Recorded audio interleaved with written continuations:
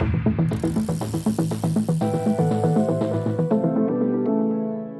Dane Cash here, just taking a quick moment to tell you to check out the Escape Collective fantasy game ahead of the Tour de France. Whether you're a big bike racing nerd like me, or just like watching the world's biggest race every year, it's a pretty awesome way to augment your enjoyment of the race with a very straightforward competition. You can also play with your friends. All you have to do is pick one rider for every stage of the race. You get points for how they perform, and you can only pick a rider one time throughout the race, so you got to be judicious about it. But that's pretty much it. So there's not a whole lot to learn. There is a whole lot of fun to be had, especially if you join a mini league with your friends and you can battle for bragging rights. Head over to escapecollective.com/fantasy. Check it out. Start playing.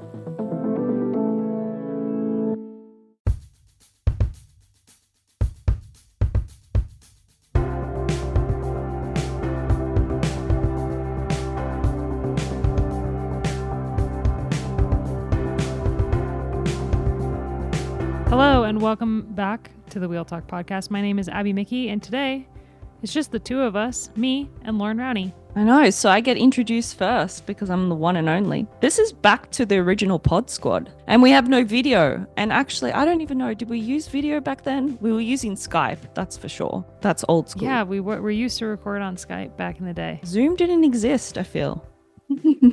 Or if it did, we didn't know about it. Definitely wasn't aware of it. It does feel a little bit nostalgic, actually. Yeah. Let's take a moment to reflect on how far we've come as individuals and podcasters. It's actually insane if we think about what we were doing in 2017 and where we are now in life. Well, you were racing bikes and I was freshly out of racing bikes. So, yeah, here we are. Here we are. Well, today is going to be a bit of an interesting episode for everybody. We're breaking up into two parts. And first, Loren and I are going to talk Tour de Suisse, which ended, well, today, if you're listening to this episode as it was released. And the second part of this episode is an interview Matt Denif did with Ruby Rose McGannon, who, if you'll remember, won the final stage of the Tour of Britain last week. So, going to be a great episode today. Before we talk about Tour de Suisse, a very, very, very important note for everyone who listens to this podcast on the Escape Collective Everything feed. Mm-hmm. Starting next week, you'll only be able to listen to Wheel Talk on its own podcast channel. So if you're subscribed to the Escape Collective Everything feed, then you will not see this show up next week. So head on over to the Wheel Talk podcast on its own channel. You can find it anywhere that podcasts are found. Just look up Wheel Talk podcast and then you'll see my face. Unfortunately, it's my face you'll see, and you can subscribe to that and get all the episodes as planned. The reason that we're splitting the podcast up from the Escape Everything feed is because it allows individual podcasts to be more creative and produce more content. There's interviews that I've done that I've wanted to publish, but the feed gets too crowded and everything gets muddled in front of each other. And as we make more podcasts from Escape Collective, the Everything feed is just becoming a dumpster fire weekly podcast episodes. So in order to give each individual podcast room to grow and more ability to make special edition episodes and stuff like that, we're splitting everything up. So subscribe to Wheel Talk on its own and you'll continue to get these awesome episodes with me and Loren and Gracie and more. So much more. I already have like a whole list of interviews lined up with riders going into the Giro and the Tour de France. I'm really, really excited about that. And those will all be on the Wheel Talk podcast individual channel. And that is my PSA for the day. No, I think it makes sense. I mean, there's a lot going on. There are a lot of podcasts. You said there might be even more podcasts coming. So it totally makes sense. I don't know how people follow anything on there. Yes, it definitely tends to get a little bit crowded with all of us creating our own content and badgering Dane Cash to make room for it. So it's a good decision. I know that there are people who absolutely love the Everything feed, and I totally understand that, subscribing to one feed and having all the episodes drop into there is really, really handy.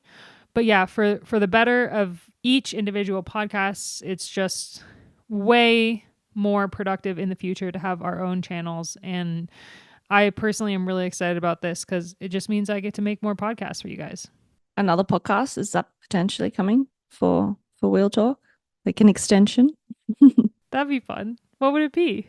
I feel like now based on the three main podcasters, and I think I pitched this to you a while ago.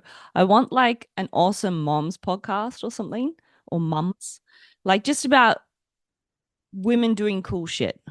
And I think people would subscribe to that. First guess, Lizzie Dagnan. Oh yeah, 100%. Honestly, we need to lock that down at some point. That would just be, I think she would probably be one of my like dream interviewees. Man, she's so easy to talk to also. Like, it's not a challenging interview to conduct because she's just like so easygoing. And hilarious from what I've heard. Second guest, maybe a little out of reach for us, but we can try. Natalie Spooner, Ooh. the hockey player. Yep. I sent you her ad for, I think it was for Adidas maybe, or one of those brands. And she did this amazing ad about becoming a mom and wanting to keep her hockey career alive. And she was just named one of the, I think the MVP of the first season of the Professional Women's Hockey League. So she would be, oh my God, I would be too starstruck. If you haven't seen, well, Abby shared with me a reel. It was a reel, right? Yeah, it was. Yeah, you have to watch that from Adidas. It was just so cool. Yeah. I would like to see an Australian player on then, one of the Matildas, Katrina Gorey. Hell yeah. Who now has 2 children with her partner. So cool, sign her up. Yeah, then we've got 3 lined up already, Abby. Let's make it happen. Oh man. Because we're not busy enough. Great. No, we don't have enough going on. Let's talk Tour de Suisse. So we had 4 days of fantastic bike racing. The first stage was very, very short. And in the end, it came down to the top climbers in the peloton, won by Demi Vollering. But Guy Riolini gave it her best shot. Elise Chabbey spent about 50K solo off the front of a 58-kilometer long race and gobbled up all the mountains points, which put her in a good position later on in the race we'll talk about.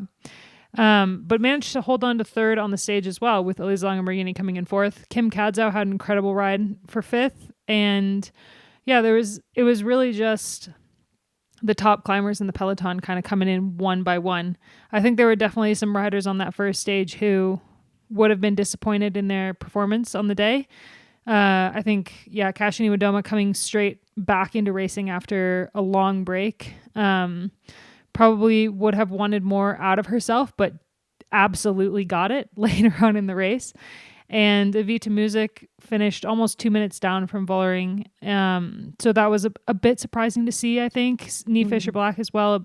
But I think, yeah, it was a telling stage because it was so short and so compact in the effort that there was a lot of riders who I think would have finished that stage and be looking at their performance, thinking about the Giro and the Tour coming up, or mostly the Giro since it's in 2 weeks, and would maybe be a bit nervous about where their form is. But it's also a stage that it's hard to take a lot out of it because it's so short that it would just be a very different effort than if the stage had been like 120K, for example. Like you said, it was very telling for almost what was to come further on in the race, for sure. But like you said, a rider like Cassia, she was really disappointed. We'll get into stage 2 as well with that performance, but then seemed to turn it around, which is something in its own right.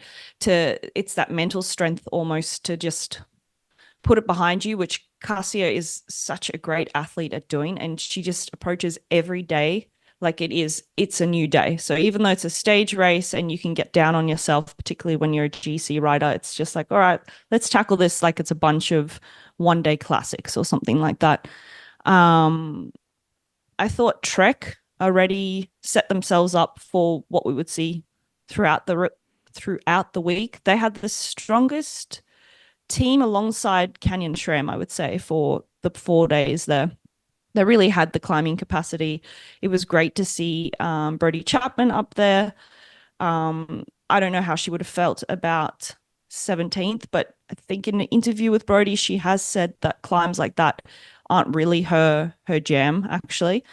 Again, really happy to see Kim Kadzo up there, shaking things up, but we knew based on her start of the season and what she's done previously, that she would be one of the top climbers in the peloton moving forwards.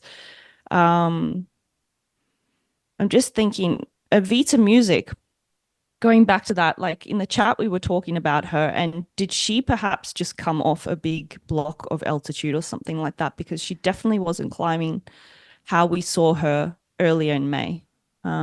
Which I guess she's not really like slowed down at all. Like she raced, it's the Spanish block of races. She did, all 3 stage races in Spain, and then she kind of had a couple weeks away from racing and then jumped right into the Volta Ciclista Catalunya, maybe to warm up the legs before this. But even in Catalunya, she maybe didn't perform as she would have expected. And then, straight into Tour de Suisse. It seems like either she's got to work her way back into some form, or perhaps, it's so hard if you've already cooked yourself. It's only 2 weeks to the Giro, and we know that's a big goal for her. And that's going to be a really tough spot to be in for her and for her team, kind of wanting to get the best out of her, but needing to be able to protect her mentally as well as physically. She's already dealing with the blow of not being selected for the Olympic team.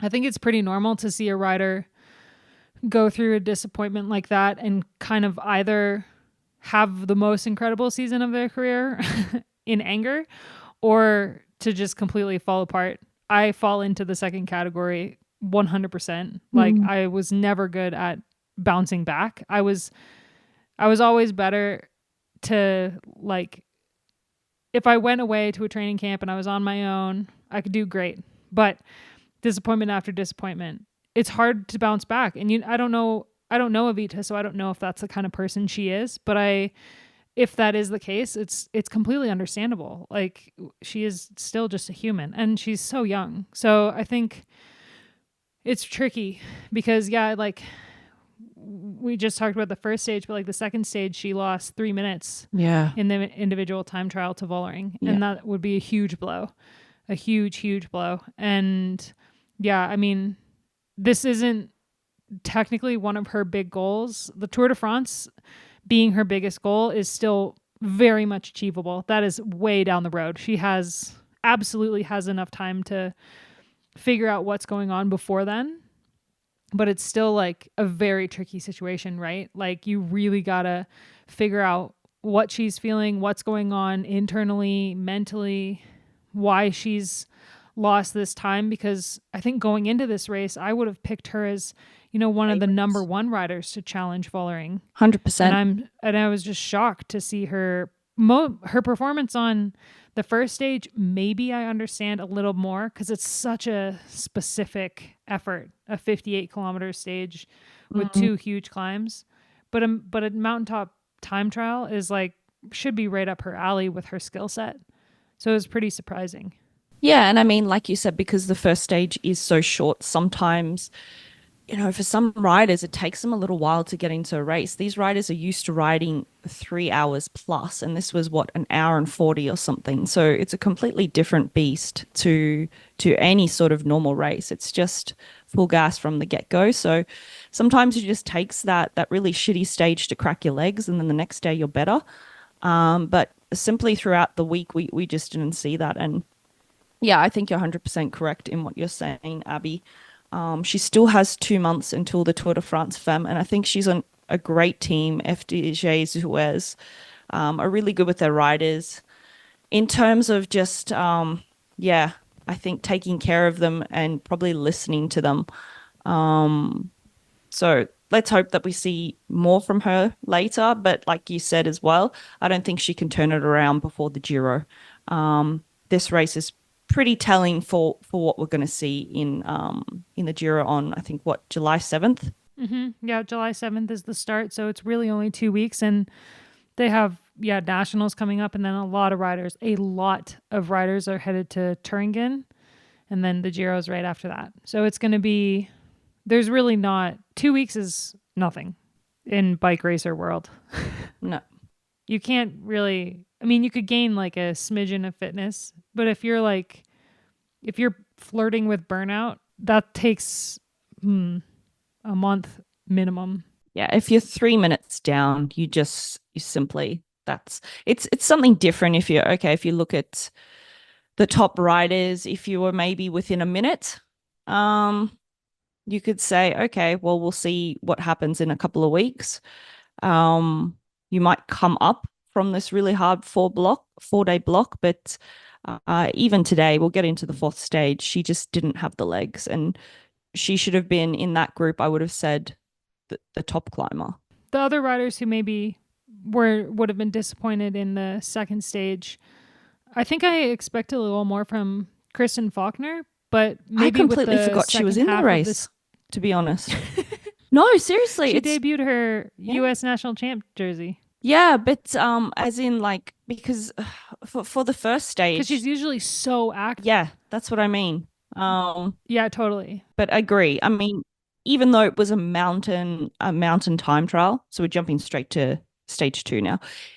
She could do so well in a time trial like this, 100%, because we've seen what she did, what she's done in multiple stage races when she goes long. She's fantastic at these really long, hard climbs, but climbs as well that pitch up and down. So yeah, I think she'll be pretty disappointed with this, but then again, we don't know what her preparation has been leading into this race, other than the big goal of taking out that US national title. Yeah. So.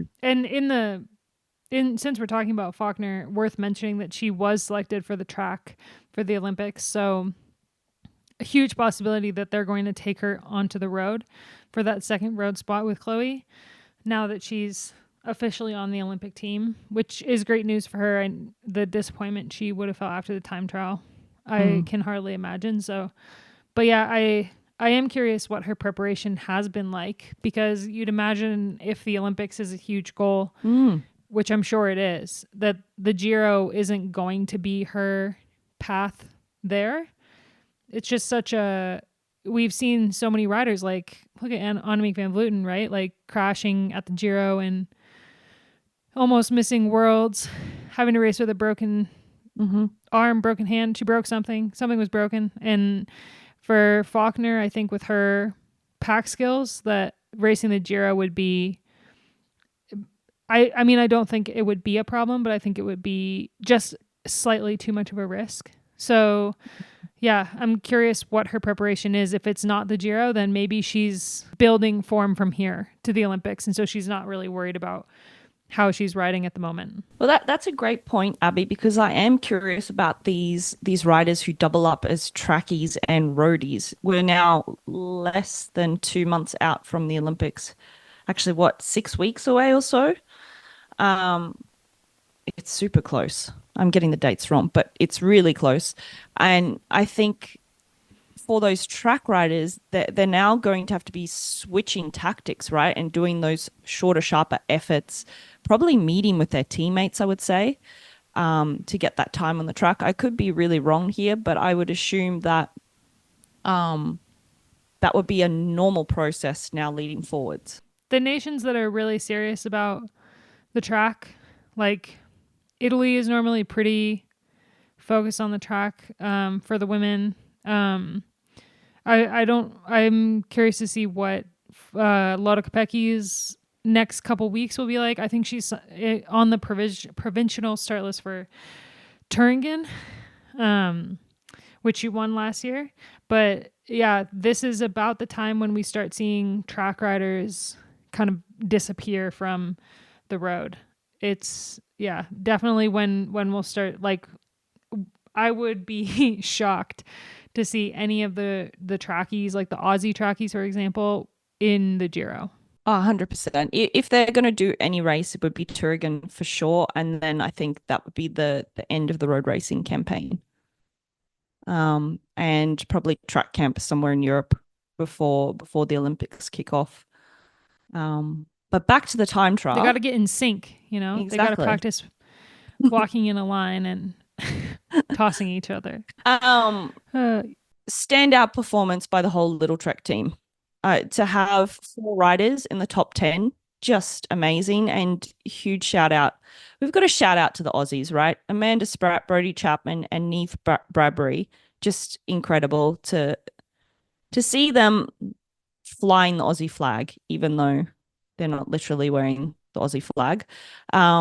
It was just really cool to see, because I feel like Australians had a quite a year last year, and they've just come out throwing punches this year. So that's yeah, just a little bit of Brody in seventh. patriotism. The second third little truck rider in the top 10, in front of Amanda Spratt and behind Gaia Riolini and Elise Lange-Borghini, who finished second behind Demi Vollering, which I want to talk about because that was a really interesting ride. But yeah, Brodie Chapman, I think coming in seventh was maybe the highlight for me, given the season that she's had so far, and her season last year. Really, she's just had the worst luck with injury and illness, and so her performance in the time trial and then in the fourth stage, which we'll get to, was just like such a highlight of the whole race for me, and I think proves that her form is absolutely coming in exactly when she needs it to for the Giro, if that is on the radar for her. You would think so, right? I would think so. I think that Trek would look at this race and be like crazy not to take her to the Giro with the form she has. When you have someone riding like that, you need to capitalize on it. You'd almost want to send this team, like Elisa, Gaia, Brodie, and Spratty. I mean, we'll talk about the whole numbers game in this race, but they always had the numbers, didn't they? Consistently. Yeah, totally. Same as Canyon SRAM. They arguably had more numbers. Canyon SRAM and Trek arguably had more numbers than SD Works at all times. 100%. I feel like SD Works, this was definitely not their strongest team. We often talk about the A and B team. They're all A teamers. But when we think of the A team, we think Demi, we think Marlon when she's actually, at her top form and injury-free and illness-free. Kopecky. Of course, Misha Bradwell, I think she's had to probably pick up a lot of slack. And it feels like she's been at a lot of races. Like she still did an incredible job. But the thing is, Demi just simply didn't have her teammates with her. And I guess Neve Fisher-Black, I feel like she's not quite where she would want to be either. Correct me if I'm wrong. Probably right, given how much climbing was in this race. Yeah, I mean, I think Misha was incredible. I mean, the first stage for one, but also like the fourth stage, she was really like the last man standing for Vollering. Yeah. And she absolutely rode her heart out. And I think Vollering has to like personally give her a yellow jersey. The men give watches. What do the women give? Something fun. To thank her for her effort this race, because without Misha, then I think Vollering probably wouldn't have won this race. No, I agree with you. She was, I don't know when we want to talk about this, the fourth stage now, she was isolated a lot throughout this race. First I want to talk, we'll get to the fourth stage. We'll get to it. First I want to talk about Elisa Lange-Borghini's time trial, because the splits were so good. So Elisa Lange-Borghini was like 28, I think, seconds ahead of Demi Vollering on the flat part of the time trial, and then lost like 42 or something seconds to Demi on the climb. So she finished 18 seconds back. But the fact that she was able to put 28 seconds into Vollering on the flat part is insane. Was really cool. Because like, remember Vollering was second last year at the Tour behind Marlene Reusser in the time trial. She's a very good time trialist, and Elisa is as well. Like she's been the Italian national champ in the ITT many times. But I feel like it was just a really cool flip in splits that we don't often see, and a lot of it was because of the course, right? But also it's just like, it was a bit wild to be like watching the splits and be like, holy shit. Do you know what I was thinking in that moment? So you're Demi and you come through the first split, and that's a huge deficit, right? Obviously, you've got this huge, horrible climb to go up, which is Demi's jam. But as a director, like, she would have known that she was down. I wonder if they would have been like, told her the exact number of seconds that she was down in that moment, or just that you're actually in this place. Like, I don't know, where was she sitting, Demi, when she went through? In second? No, I don't think she was even. At the first split, I don't think she was actually quite far down. Yeah. So she wasn't even. Yeah. It's interesting to think about what a DS would say, because there are some DSs who wouldn't say anything. No. And would just say, okay, you got to pick it up. You got to pick it up. And there are some DSs who would be straight. And I feel like, if it was Anna van der Breggen in the car, like, she's Dutch. She's just going to be like, you're 28 seconds down. We need to lift it. You got to pick it up. But how calm was Demi as well during her bike swap? So calm. Like, so calm. I was freaking out thinking, yeah, it was one of the slower changes, but also, man, you have a lot of time to catch up now. But still, it is Demi, and it was a really hard, it looked extremely hard. And from what Till said, it was very hard, that final climb. So. Yeah, I mean, it's hard when like 10 riders, I think, finish outside the time limit in a time trial. Yeah, exactly. And brilliant performance by the New Zealand national champ, Kid Kadzo. That was a fantastic time trial. Sad to see her go down today. We can chat about that in a little bit, but that was really impressive performance. Unsurprising, because one of my friends knows her really well and years ago said to look out for this rider. So yeah, and I'm pretty stoked that I picked her as my draft pick. I was doubting for a moment. Well, the third stage was arguably where SD Works Pro Time saw some cracks in their normally very easily controllable racing situation. We had a break go up the road with 5 riders: Amanda Spratt, Femke de Vries, the roll-on rider who used to be, didn't she win like junior world championships a couple years ago? That's right. Yeah. So, and then 2 Canyon SRAM riders, which is the key to this scenario, Neve Bradbury and Kasia Niewiadoma, and they worked really well together. They had a pretty decent gap, the group, and then on the final climb of the day, Kasia and Neve made it into a 2-person team time trial and just completely shelled everyone else who'd been in the break. Spratty was the only one who was able to hold on for like a split second, and then the 2 of them rode away. Behind, there was some very cagey tactics, I think. Little Trek was being super cagey. They had Spratty up the road, obviously, and I think they were really hoping she could pull off a stage win. But a group fractured off of the main peloton that included many of the top GC contenders, including Gaia Riolini, Demi, Elisa Longoborghini, Kim Kadzo. And so that group together rode to the line, and Elisa and Gaia were both refusing to work. Demi and Kim were doing all the work, and Demi could be seen sternly talking to Elisa at one point, and Elisa was like, no, we're not working. Spratty's up the road. In the end, it was a 1-2 for Canyon SRAM, with Neve Bradbury taking her first professional win, her first World Tour win, and I believe the first ever World Tour win for a Zwift Academy rider, and Kasia Niewiadoma going second behind her. And then Femke de Vries, who is a very new signing to Visma Lease Bike. Only before Volta Catalunya did they sign her on the team. She rode in for 3rd, right in front of Spratty. And then Elisa Longoborghini rode in for 5th with that group of 4, 2 minutes and 11 seconds down, which is key because she lost second in the overall by like 4 seconds to Neve Bradbury. So it was kind of an interesting situation because you had Trek refusing to work. Yep. And in the end, Elisa lost second overall because of it. And I don't know if that was the right call. I feel once the gap got to a certain point, then they probably should have jumped in the rotation.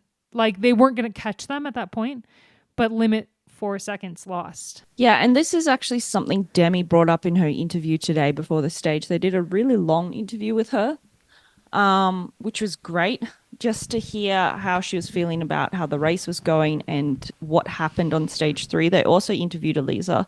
So basically, Demi did touch on that, that her team obviously had to work hard the whole day, and as a result, she ended up isolated, which was to be expected. She had to be really smart in those moments, how she used her energy then, of course. But it was a bit easier for her to feel in control of the race on stage 3 because of how hard it was, particularly towards the finish. That's why she did that huge effort to basically whittle that group down that she was with, because then there's less likelihood of, you know, all those counterattacks happening, particularly when you have multiple teammates in a group with you. But the tactics with Trek there, she did say that they were the ones, she didn't specify them, but she said riders in the group were the ones that basically lost out there because they lost positions on GC as a result of that. Eliza then was interviewed, and you know how Eliza interviews, she doesn't give much away, but she said she was just following what the car was telling her to do and sticking to those tactics. At the start of the day, they wanted to be aggressive, and they were really going for the stage win with Spratty, so they really backed her for that. Back to your point, Abby, I never would have allowed, if I was a DS, the gap to go out that far. It's just too risky, particularly if you are going for a high GC position, because okay, Cassia and Neve Bradbury in the first 2 stages were maybe a little bit behind where they probably wanted to be, but they're still 2 very, very strong riders, and that was a strong group to be in. So yeah, and again, with such a hard finish as well, when you don't have the teammates there to help support you and to help with the chase, that's when the time gap can go out again. And that's kind of what we saw. It just kept going out, and then it held. Yeah, it was just very risky. And in the end, I think what happened in stage 3 is why they ended up with 3rd on GC and not 2nd. In theory, Eliza and Gaia didn't need to work. No. They had Spratty up the road. They didn't, for part of the race, they didn't need to work. But it got to a point where the switch flipped and it cost them 2nd overall. Mm-hmm. And it's an interesting decision from the car. I think Demi kind of getting heated and getting annoyed at Eliza on the road probably lost them a bit of time as well. Yeah. Like, that's never gonna, you kind of just got to put your head down, right? Like, you can't control what the other riders are doing. You can only control what you're doing. So why waste your energy trying to tell them what they need to be doing? They're not going to listen to you. If you're going to tell another rider on a different team what to do, they're probably going to do the opposite just out of spite. Well, and I mean, it's not like Demi was dealing with an amateur rider there. It's Eliza. She's been around far longer than Demi. She knew what she was doing. So you're so right there. And I think you saw Demi have words with Kim also on today's stage. And you do see that sometimes. Kim is a young rider, so she's going to listen to a rider like Demi as well, because for her in particular, I mean, a podium result is fantastic. So she's going to do everything possible not to risk losing that. So yeah, I think they really lost out there, to be honest. And you know, throughout the stage, you could have anticipated what Cassia and Neve were going to attempt to do, and they looked really good on that stage too. They looked strong. It's like their legs had finally cracked from the first 2 days, and yeah, they were brilliant. And then today, again, fantastic. Yeah, whatever disappointment Kasia was feeling after the 1st and 2nd stages, she like more than made up for it in the 3rd and 4th stages. She was phenomenal. And Neve as well. I mean, I feel like we've talked about Neve a bunch this year, but she's really coming into her own. And she's racing like she's been racing for 20 years. It's just, yeah, like Till said, it's really cool. So cool. It's super inspiring.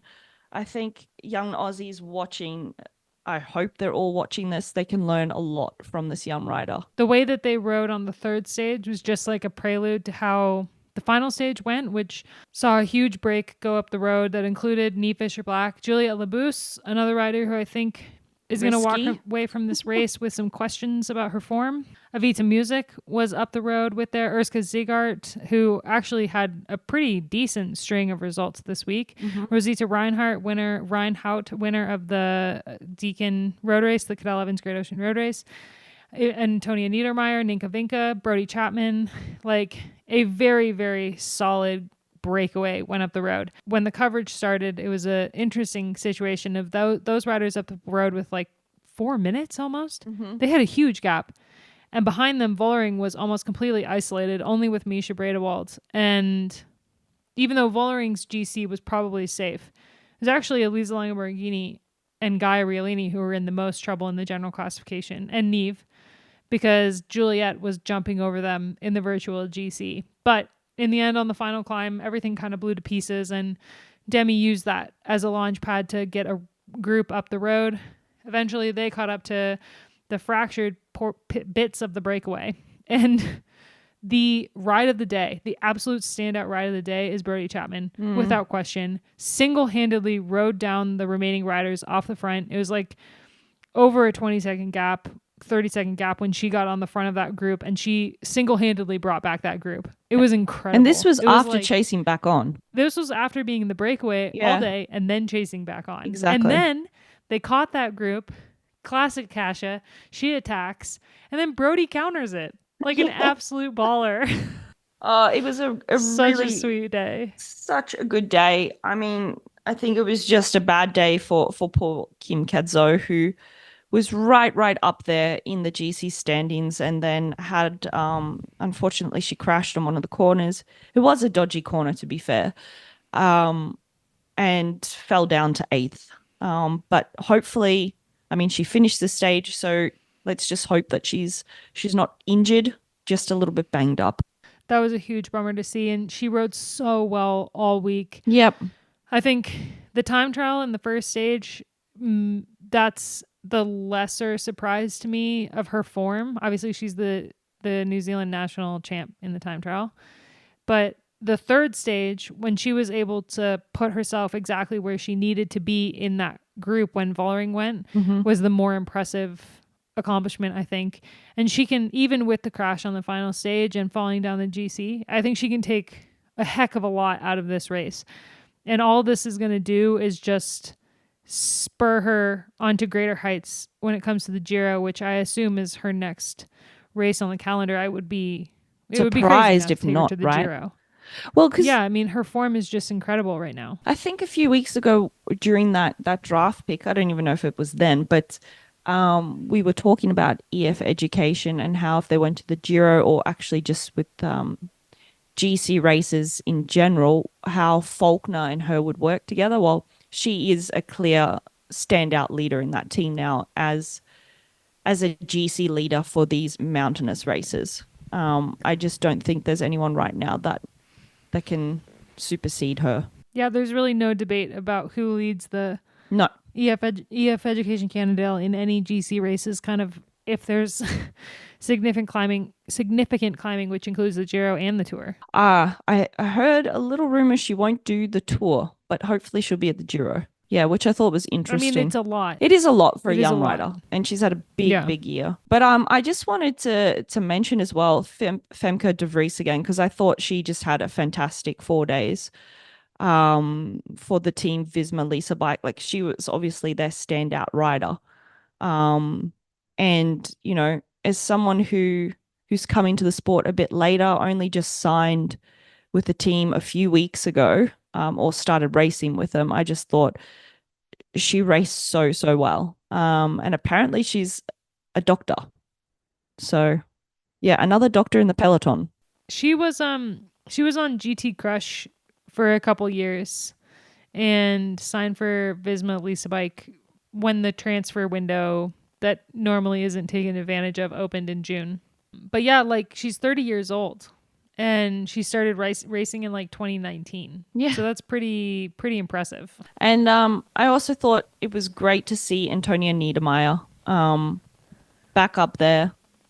She had a slower start to the season, obviously, but like we said, she was going to build into the season, and I think the best is yet to come. I think this race is good insight to what we'll see at like the Giro. I wouldn't be surprised if we would see her taking a stage win there. Yeah, I think like on both sides of the coin, right? We're seeing a really good preview of the Giro where you have riders like Elisa Longa-Borghini who will be going to the Giro. And I don't know if you take Demi Vollering out of the conversation, which we're pretty sure she's not going to the Giro, then that's Elisa Longa-Borghini on the top of that leaderboard, right?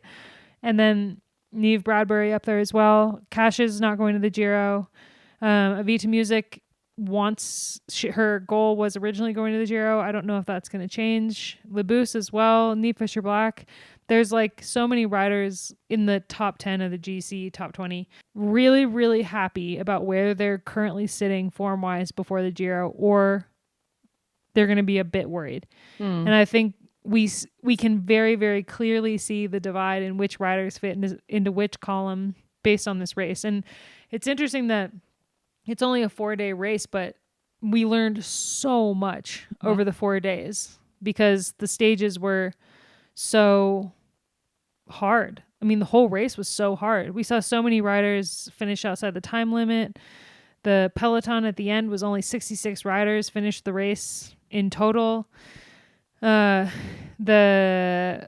whole entire, we got to talk about Tashkent City, the team that will be going to the Giro and the Tour as the top finishing continental team in 2023. They get an automatic spot at both the Giro and the Tour, and they didn't have any riders left by the final stage. They had 3 riders finish outside the time limit on the first stage, 2 on the TT, and then their final rider in the race, Olga Zablinskaya, whose name you might be familiar with if you've been around women's cycling long enough. She was disqualified in the 3rd stage for holding on to the team car. And we heard insider information that other riders were spotted doing the same thing as well from that team. So it's kind of a bummer that team, I want there to be more teams outside of Europe competing in the World Tour, but that's not competing in the World Tour. That's just being present in the World Tour. And when you think about that team getting an automatic invite to the Giro and especially the Tour de France Femmes, their automatic invite that they can't really back up with performance is taking away from a team like Volca Vessels, who would absolutely deliver some really exciting racing at both races, to be on the start line. And if they can't finish 3 days of the Tour de Suisse, how are they going to hang on at the Giro? Well, how bad is it going to look at the Tour if these riders are shelling out the back? It just, the sport has come so far in the past 4 years, and it's just disappointing. I think that's the only word I can come up with right now. It's disappointing, and I really don't want to see that. Millions of eyes on the Tour, and no. It's a lapse in judgment by the UCI when it comes to the rules and how exactly they were able to amass enough points to finish 18th overall last year. Yeah. Because right now they're in like 34th in the rankings. One of the kind of, telling things of this race, and something that, I mean, we'll see if it happens again in 2 weeks. Can you have like your wild card revoked? I don't know. Like, is that a thing? You would think. Like, yeah, I mean, can we start? I would. I was gonna say, can we start one of start those? A petition? Like, yeah. I mean, I saw a lot of disappointment online from, like, for example, Carl Lima, the manager for High Tech, who they did get a chance to go to the Tour last year, and the benefit it gave the team just being at the start line was massive. Yeah. But they also tried to get riders in breakaways. They tried to be active. They're a team that has, for a really long time, put riders into the World Tour. They brought up Elisa Longa-Borghini, for example, and, they would have not, I don't think it would have been specifically them that missed out on a spot, but it's still just, it's really not fair. Yeah, it's just a bummer. Should we talk about the overall? Should we wrap it up? Let's talk about the overall really quick. Yeah. Demi Vollering wins yet another stage race with a win on the final stage. She outsprinted Elise Lange to take the fourth stage, with Elisa taking second. But Kasia sat up so that Neve Bradbury could take third, which meant that Neve finished second overall by 2 seconds ahead of Elise Lange. Kasia was fourth. Julia Labuse was fifth. And Toni Niederbreyer. All in all, pretty dang interesting race. For a 4-day stage race, I feel like we had a lot jam-packed in there. It was great. I loved it. I really enjoyed this race. I don't know about you, but definitely lots of takeaways.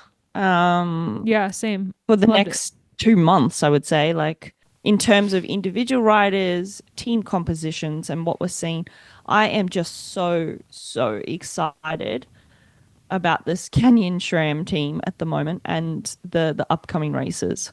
Particularly this duo of Kasia and Neve. You know, we've always said that Kasia was like lacking that assistance and help towards the end of the race.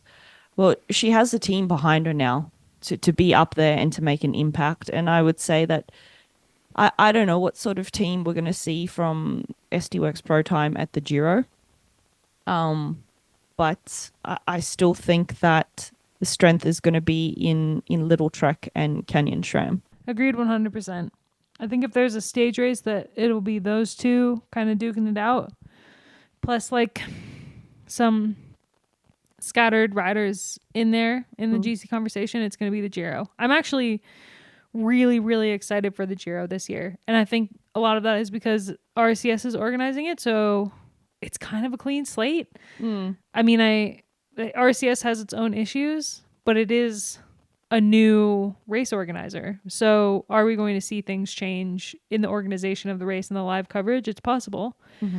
But also, this is going to sound so bad, but we know that Demi's not going. She's eyeing the Olympics and the Tour. Those are her next big goals. So the Giro's not really on her list at the moment. And as incredible as she is, I would like to see someone else win a stage race. Yeah, she's won how many now? 4 Every stage single race? one of them. Yeah. Except for UAE Tour, which she wasn't at, and Tour Down Under, which she wasn't at. Yeah.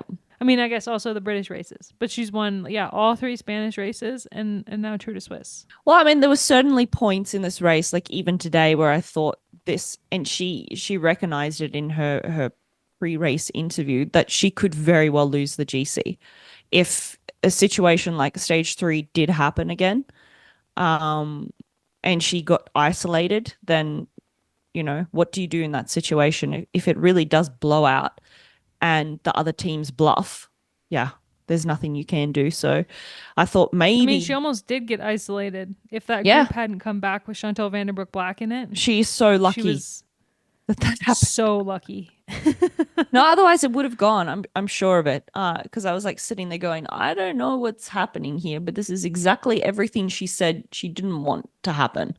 Yeah, it was looking like a very interesting race with like 50K to go. Yeah. And then I left the television it was for like so a moment to go do kid stuff, and then came back and the whole situation changed. So I had to like rewind and go back and figure out what the hell happened. It felt like the situation was changing every 10K. I mean, you had to really be watching this race. Exactly. Yeah. So that means it was great. It was a great race. Yeah, agreed. And now we have a whole bunch of national titles coming up before the Giro. So we're going to see some jerseys changing all this around. Week. Oh, great. I love it when I have to re-establish who is what national champ. It's going to be weird if Elisa loses it. I feel like she should just, for the rest of her career, she should just be time trial. I think like who's going to take it off her in the time trial, but the road race, you never know. I don't know what the road race is like this year. And is Elisa Balsamo back? In theory, on the start list for Turingen. Okay, so yeah, three potential Trek riders, and then I don't know, maybe Chiara Consoni. She's having a great year. That would be cool. Unfortunately for Matt Denif, I don't think Sylvia Persico is quite up to the level to take it off them. So I think it will remain within Little Trek. Maybe it'll be Gaia Riolini's this time. That would be weird. I don't know. I can't picture it. No, it just feels wrong if it's not on Elisa's shoulders, Yeah. as in Elisa Longo Yeah, so we've Borghini. got yeah. So we've got all the national championships this week starting. There's the Dutch time trial already tomorrow. Demi, after the race, she was like, I gotta go. I gotta catch a plane. And then Turingen is the week after, but we'll record a podcast after the national, so we'll talk about Turingen then.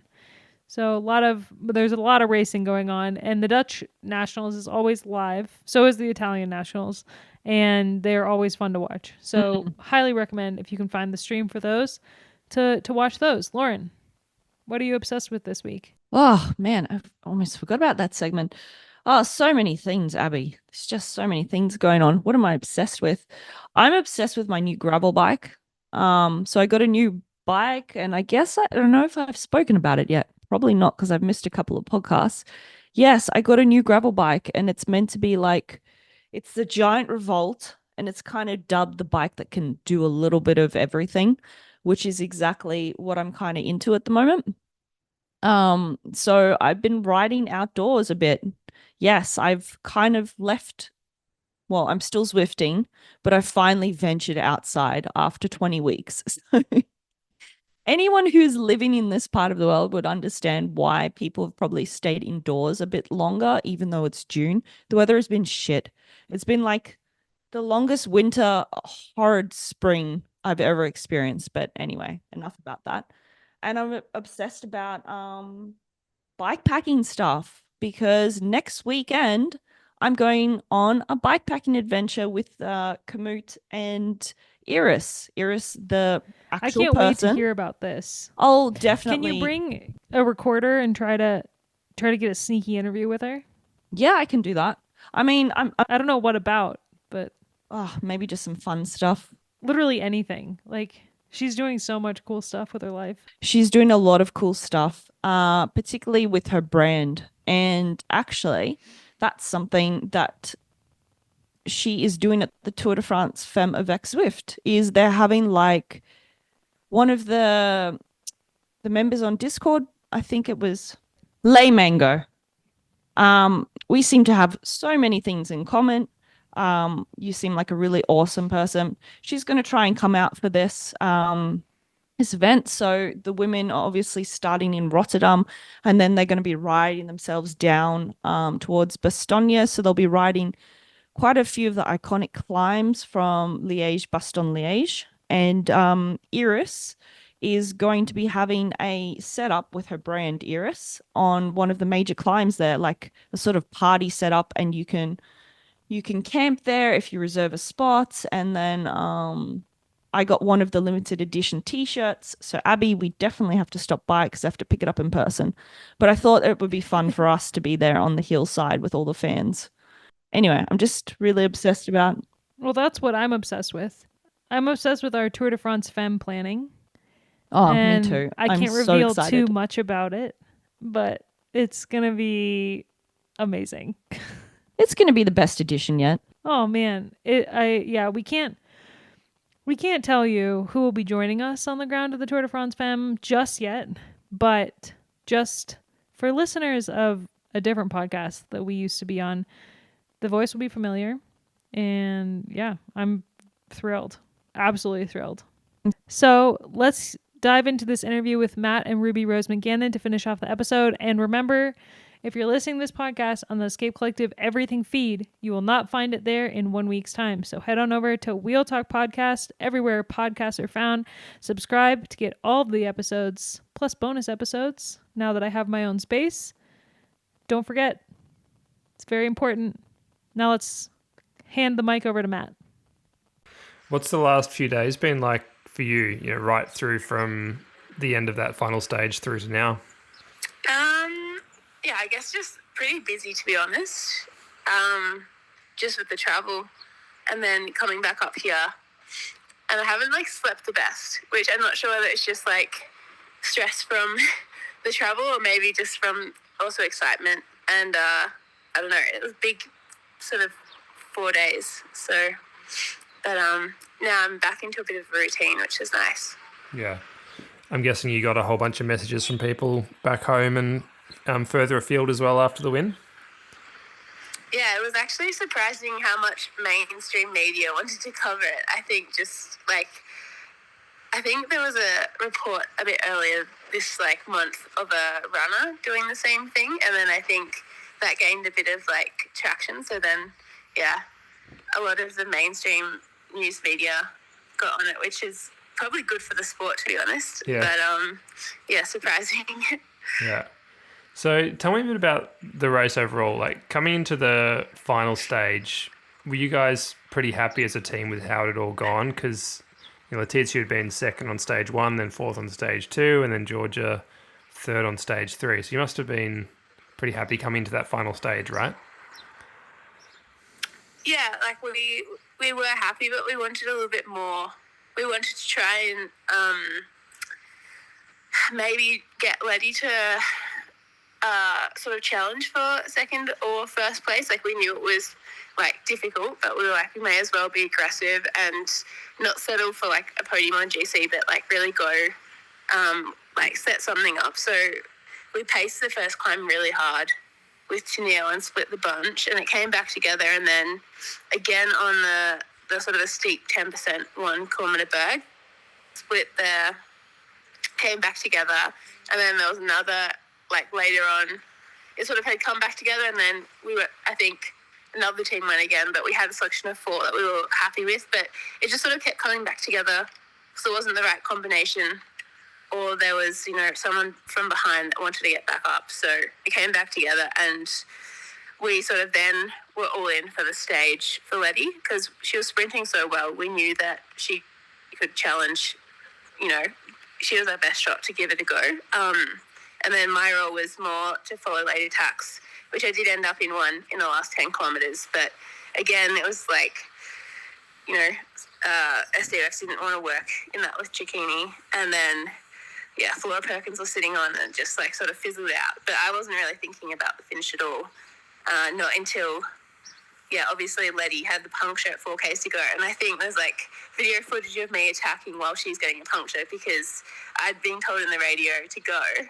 And then at the same time, she just got a puncture, but she couldn't speak into the radio because she had no control of the bike through the roundabout. Oh, wow. So then we heard she had a puncture, and I was like, shit. And I think DSM started pacing at this point, which was, it was coming to the final, so it's anything goes, I think. But I was like, oh, well, this is going to be really difficult for her to get back now. So I called in the radio to ask whether I need to go back. They just said no, just focus on the finish, because getting through the convoy isn't necessarily easier with more people at that point in the race. But unfortunately, she never made it quite back. And then I just put myself on Lorena Wiebes's wheel, which honestly wasn't as hard as I thought it would be. Often people are really fighting, but I think everyone was so tired, and it wasn't your sort of pure sprinters in that bunch. And then came around the corner hoping to sprint for a podium. But then it was so crazy, because normally in a sprint like that, everyone's sort of just riding away from you, and you're just doing everything you can to stay with them or stay in the slipstream. Yep. But this time no one went, really, and it sort of was propped. And then I was sprinting, and then just as I got to the line, I wasn't really I was going for the best result I could, but I wasn't thinking about the win at that point.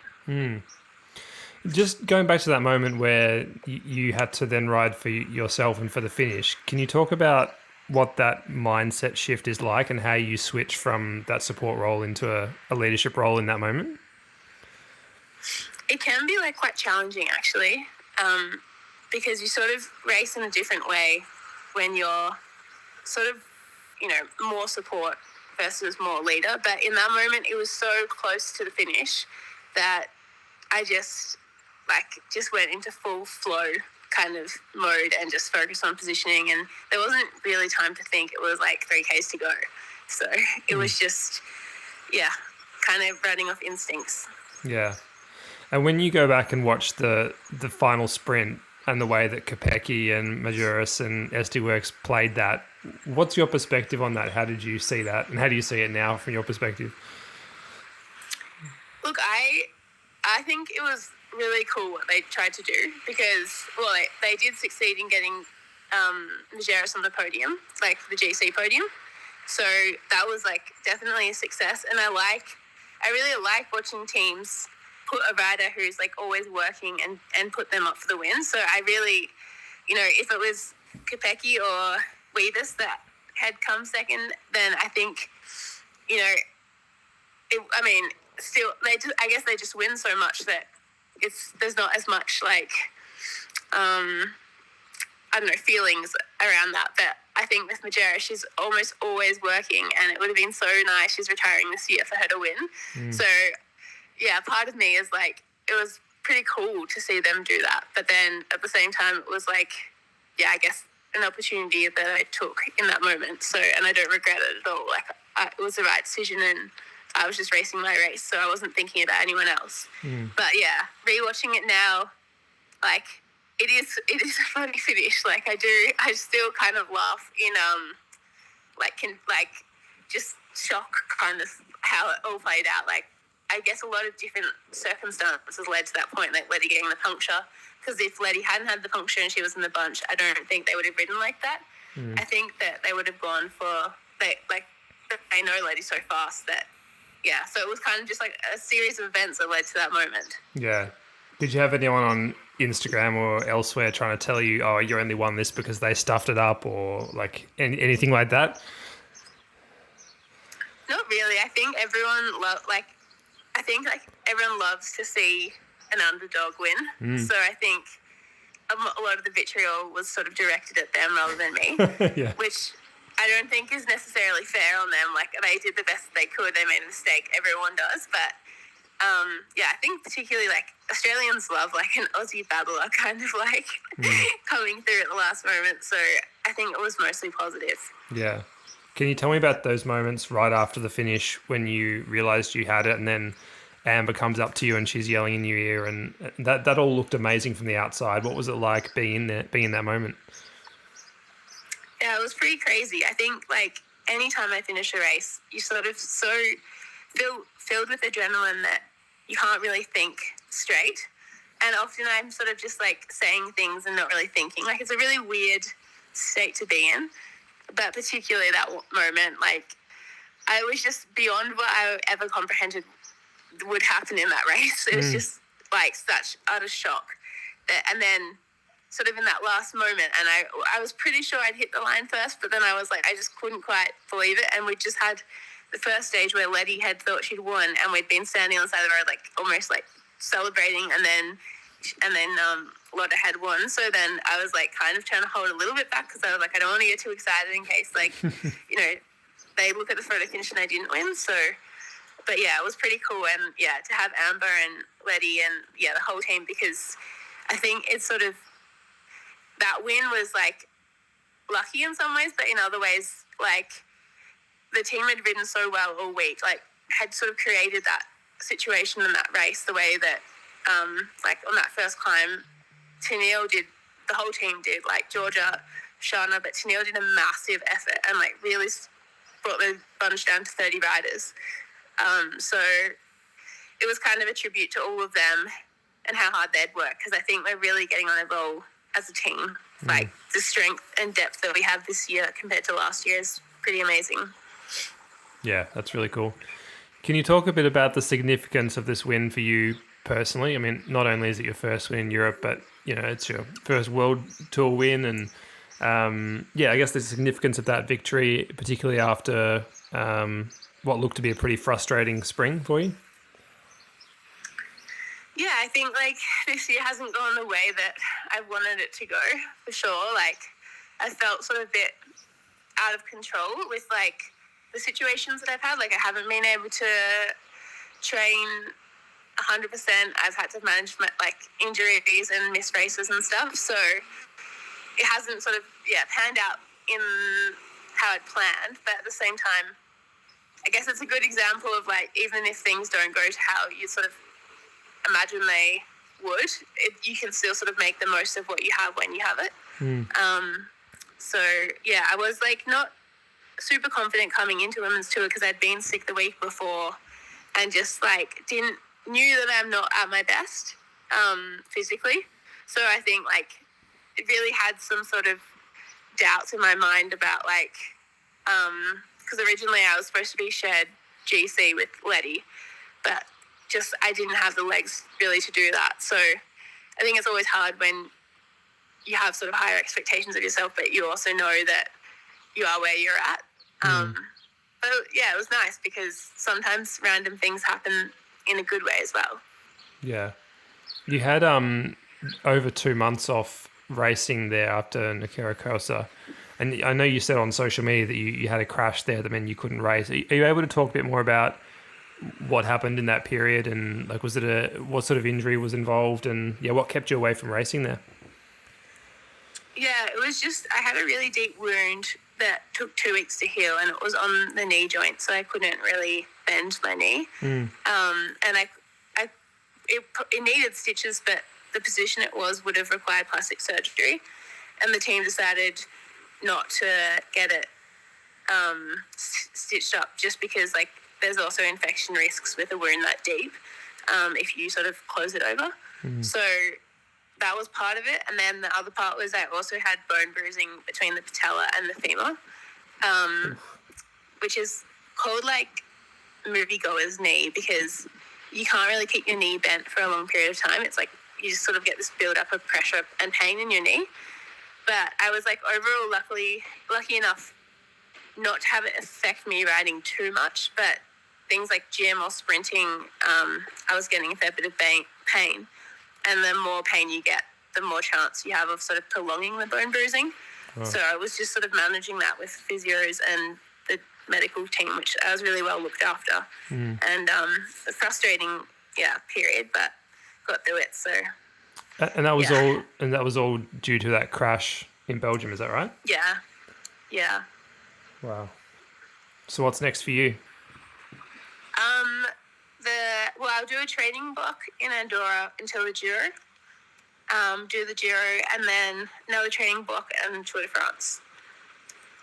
And just going back to the win the other day, we talk a lot in journalism about wins creating confidence and riders that kind of feed off that confidence. Do you feel like you're the sort of rider that will take that win and go, well, I've done it before, I can do it again, and that'll help you go on to the next thing? Do you feel like that'll be the case for you?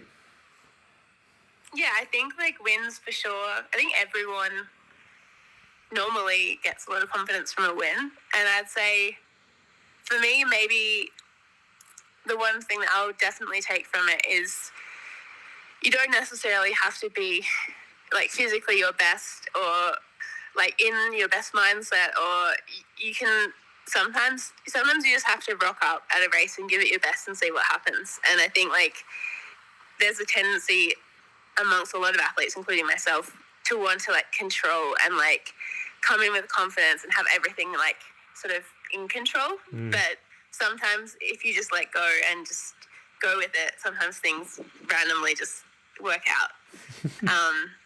But there's like the confidence from wins thing, like there's a lot of studies they've done in like I think mice and animals, and they sort of like